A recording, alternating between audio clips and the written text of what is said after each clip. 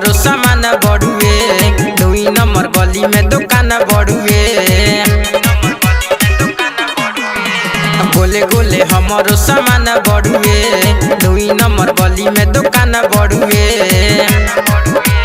ताजा ताजा सामान है, शौक से आप खाइए।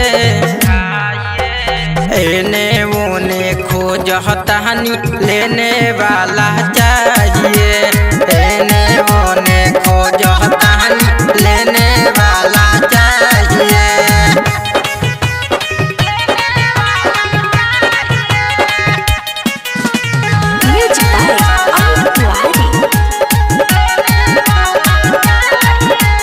आगे वाला तू ले बह, आकी तू ले पीछे हो, सबका से बेस्ट बात है बाबू हमारे चीज हो।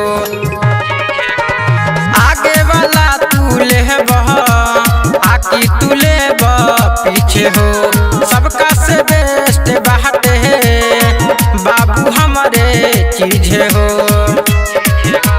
200-500 रुपया उचित मूल्य देख जाइए। एने ओने खोजतानी, लेने वाला चाहिए। एने ओने खोजतानी, लेने वाला चाहिए।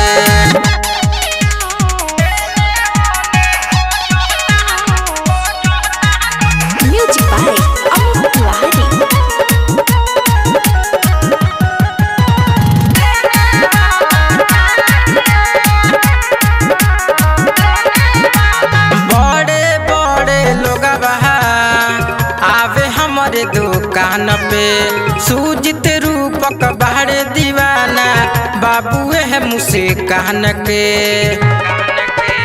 बड़े बड़े लोग आवे हमारे दुकान पे, सूजित संजय बाहर दीवाना, बाबू है मुस्कान के। धन हवे भले हमारे बाबू नहीं डराइए। एने ओने खोजतानी, लेने वाला चाहिए। एने ओने खोजतानी, लेने वाला चाहिए। माँ जगदम्बा रिकॉर्डिंग स्टूडियो, माधोपुर।